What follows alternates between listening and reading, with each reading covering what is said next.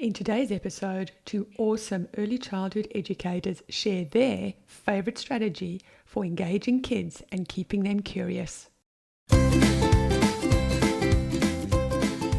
Hello and welcome to Blooming Curious, the podcast that's all about nurturing that natural curiosity in our early years kids and students. I'm Edwina, your host from the Ed's Lessons blog, a passionate advocate for play and inquiry, and on a mission to keep children curious and questioning. The days of talk and chalk are over. We're diving into the world of integrated, inquiry and nature-based learning and exploring the strategies that create lifelong learners. So if you're a classroom or homeschool educator or even a curious parent, then this is the place for you.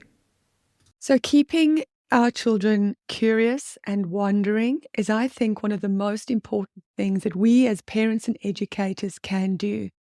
I think we really have to consider these things. It's not just, I've spoken about it in previous episodes and on the blog, is that we cannot be passive consumers of content. And we also can't just go through our day doing the same thing over and over again. I don't think that children are truly engaged when they're just busy. I don't think that children are engaged or truly engaged when they're sitting at desks just doing one worksheet after another. I think as educators and parents, we can do better. And I think it's time for all of us to actually stop and take a moment and think about those questions. In education, we're often called upon to reflect on how the lesson went, reflect on how your day went, and then to, make a plan, put a strategy in place, make some changes so that we can do better in the next lesson or the next day. And I think that's what we have to do in our lives, is we've got to stop for a moment and reflect a little bit more and think about what it is that we're doing and how we can do better. And I love that today, when we're looking at something a little bit different, and I've asked some guests to respond to that question, what are the best strategies to keep kids curious and engaged? So I put out this question to some Facebook admins. What is your favorite strategy for engaging children and keeping them curious? So I'm going to play those clips for you. Have a listen to them, and then I'll weigh in afterwards as well in terms of what I think. So here we go with the first one. Have a listen, and then we'll have a chat about it. Children are innately curious, but to spark their curiosity, there needs to be an element of wonder in their days, a moment of awe. And this can look like an expression on their face. It can be a moment of excitement. Maybe it's words that they're using. Maybe they're jumping. It could be about materials they're exploring. And a moment of awe can bring about curiosity, and this drives children to take action on that, to understand what they're exploring.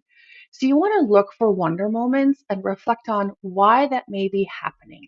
So is it a certain material that they're exploring? Is it children that they're playing with?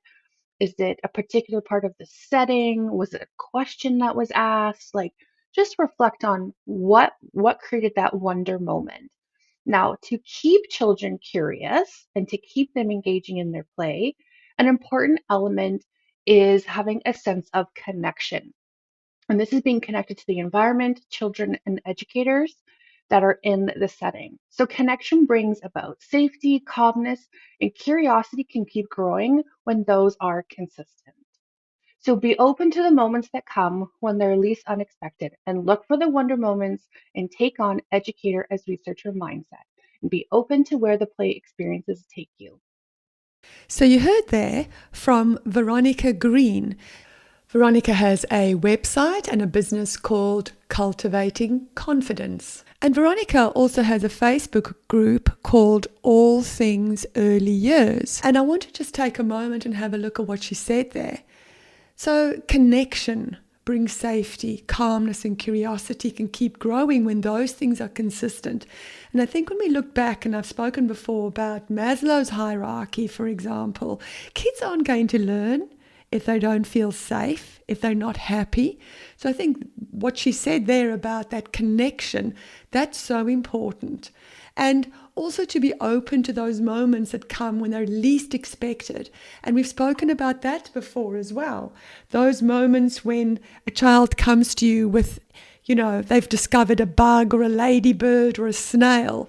And if you just dismiss that, that's not going to help nurture their curiosity. We have to be open to those moments, and they're very unexpected when kids come to us with something, or they have a question, or they point something out in a book.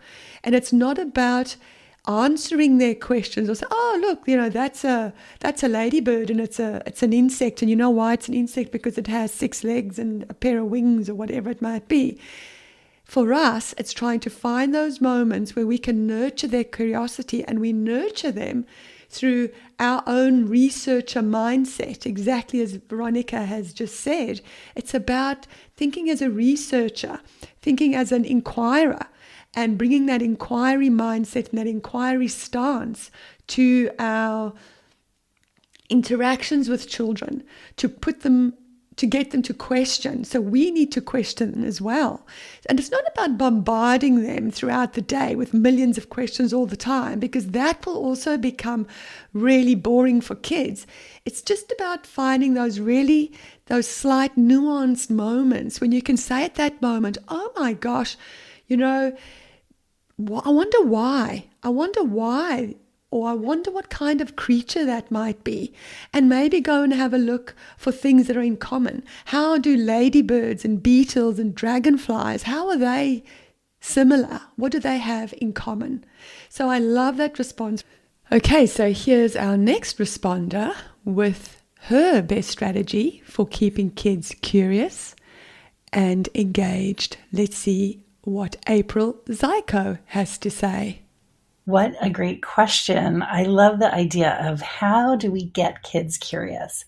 Well, just to say, I'm April Zajko. I'm a nature-based early childhood educator, and I teach a lot of college courses and do virtual professional development for teachers. And this idea of tapping into children's curiosities is one that I love.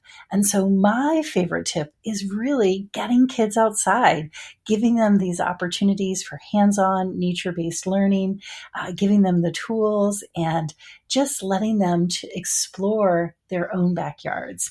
And so I know when I shift my thinking as, what's my role as a teacher, and I really focus on being a facilitator and being a keen observer of children, and then allowing their curiosities to really lead the learning. And so allowing their interest to really drive our curriculum, it's such a great way to just really foster their curiosities. And so I think part of it is how we add materials to our learning environment and how we really shift our role rather than being this direct instruction, being more that facilitator.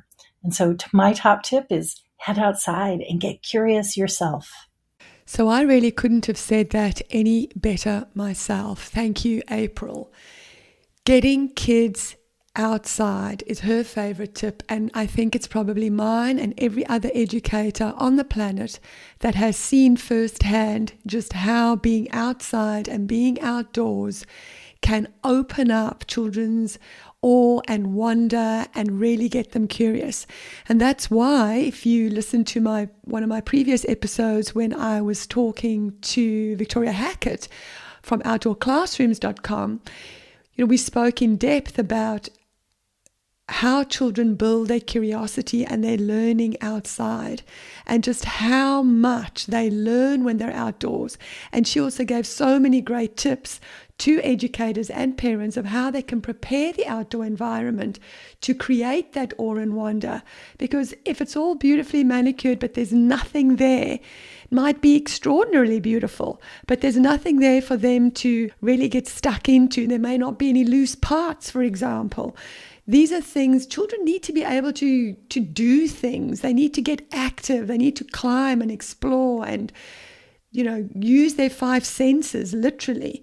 So I think getting outdoors is exactly the right place to to nurture children's awe and wonder and curiosity. And also I really loved how April spoke about we as educators shifting our stance, in that it's not that we're always just teaching. It's not that whole talk and chalk thing where we're just standing at the front of the classroom just yapping away.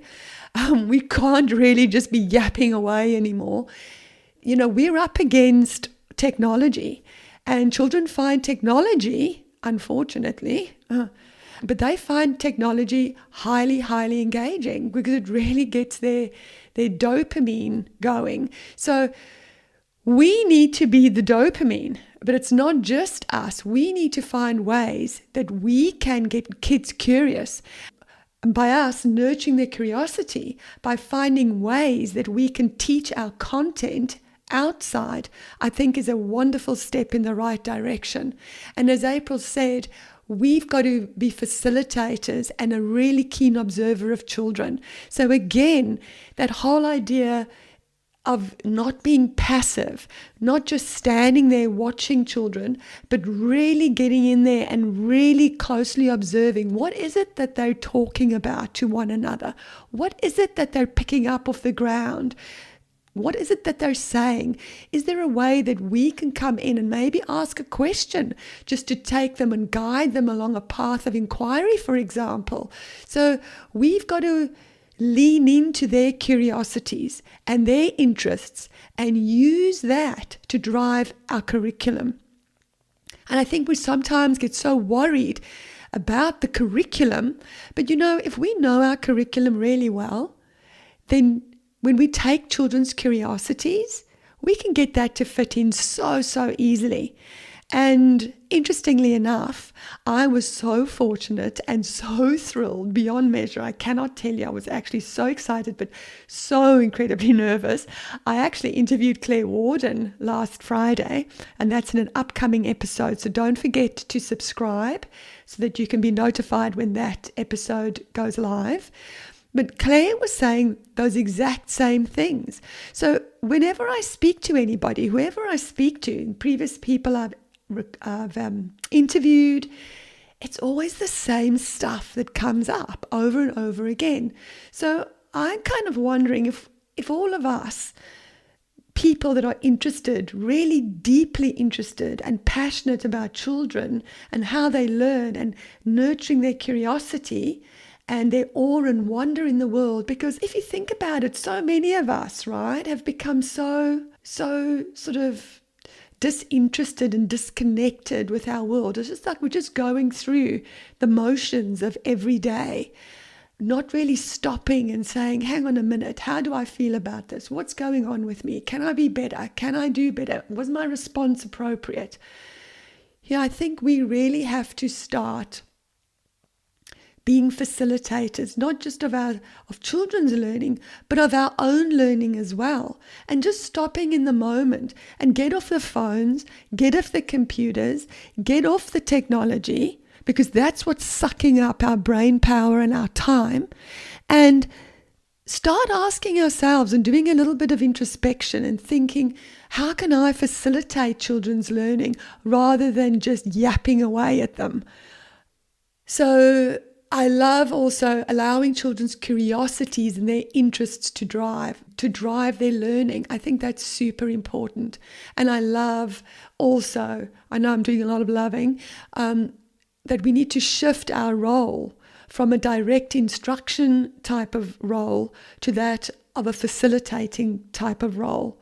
And as April said, her top tip was really to get outside and be curious ourselves. And I think I've said that over and over and over so many times. We cannot expect kids to be curious if we're not curious ourselves. We cannot expect kids to be good readers if we aren't modeling reading ourselves. We cannot expect kids to speak correctly if we don't speak correctly ourselves. We are really the biggest influences in our children's lives. Maybe we don't realize that, but have you ever noticed, for example, you'll be sitting there and then you hear a kid say something and it's just you, they've just said exactly what you say, because we are so important. We play this really important part in children's lives where everything we do and say, and in fact, even the things we don't do and say, are influencing children's lives in massive, massive ways. So also I just want to say now that a great place for you to go to for tips and resources and articles to get you thinking and wondering about your practice as an educator is edslessons.com. So if you want to nurture not just your learner's curiosity, but your own too, then head over to edslessons.com and stay in the know. And while you're there, check out the e-guide that I created, especially for those of you that may be new to or just a little unsure or nervous of how to get started with inquiry-based learning, because I've created an e-guide there to help you get started, and it's aptly called Inquiry 101. It takes you through the process of inquiry with step-by-step instructions to integrate the inquiry cycle into your everyday lessons. And so, of course, you will be nurturing your own curiosity yourself. So many educators and even parents, if you're a homeschool parent, think that inquiry is a separate subject. Well, it's not. It's a stance. It's your mindset. And just if you can get into that whole mindset of looking for those moments, as we heard earlier, Veronica talk about looking for those moments in a child's day. You're looking for moments where they're being curious, moments where they're interested in something, and capitalizing on those moments to drive inquiry. And even as April said, using those interests that children have to drive the curriculum, to drive your inquiry. You know, one of the things that I see so often on social media are homeschool parents, specifically actually, that have decided to homeschool their children, and they have a 5-year-old or even a 4-year-old, and they're saying, where's the curriculum? What curriculum can I use to teach this child? And I've gone on and I've responded to this and saying, well, the child is the curriculum. And people get really annoyed and uppity with me because they then think, well, I want a curriculum. I want something on paper. I want someone to guide me. But your child is the curriculum. Their interests are what will drive your curriculum. You know, one of the reasons for people, I think, choosing to homeschool their children is because they don't want the rigidity of perhaps what happens in a school setting, because schools are driven by, timetables and time constraints. And that's just the way it is, because when you are in a class with 25 or 29 or 30 kids, you have to have those structures in place. Otherwise, you have chaos. But in a homeschool setting, when you've just got a couple of kids, 1, 2, 3, 4, whatever it might be, when you've just got those few kids, you can so easily drive your curriculum with their interests. But you first have to get that inquiry mindset going in yourself and think, well, how can I use moments of awe and wonder to drive this child's learning? And those moments of awe and wonder are found outdoors. So everything that April and Veronica said today, go outdoors, see where that takes you.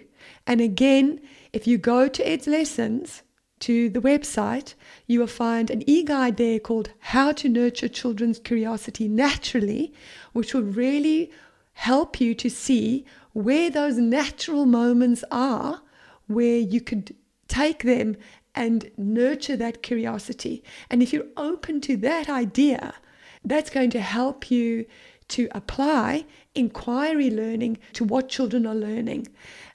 And once more, I think I have to also make it quite clear here, we're talking about nurturing children's curiosity, not killing it with worksheets. Yes, there are places for worksheets. Yes, we should have a worksheet every now and again, because it might be something that we want to consolidate, or we want to see what children have learned. And of course, we want them to write, and we want them to read. We want them to show what they know. There is a place for worksheets. But to give a worksheet for every single lesson of every single day, that's not real learning. That's not getting kids thinking. That's not what curiosity is about. There are better ways to do that. And if you hang around Blooming Curious for long enough, and you go to edslessons.com for long enough, and you have a look at some of the resources there, you'll start seeing other ways where you can gather children's knowledge and other ways that they can show their learning and make their learning visible. So I really hope that you'll do that. Thanks again to April and Veronica for taking the time to record their favorite strategies for keeping kids curious and engaged. We really, really appreciate that. And I really thank you for being here today. I know that you can choose a million other podcasts out there to listen to, and they're all amazing and wonderful. But I thank you for taking the time today to listen to Blooming Curious, because clearly you want to nurture your own curiosity as well as your children. And that is amazing, because the more of us then can be curious and awake and thinking about how we can better serve children, the better for, I think, humanity. So thanks for being here. And guys, can I just say that this podcast cannot grow without you following and without your reviews. So I want to also thank those of you that have left reviews and those of you that are following, because that's really helping this podcast grow. Podcasts do not grow and do not get in front of other people unless you share them, unless you follow them, and unless you leave reviews. That's just how the algorithm and the whole podcast scene works. So if you really like what you're hearing, please leave a review. I would really, really appreciate that. And also don't forget to follow, because I am interviewing so many awesome people and there's so many awesome episodes coming, and that way you won't miss it. So I hope to see you here, or for you to listen to me again next week. Tuesday is when every new episode launches, and I will see you then. Until then, stay blooming curious.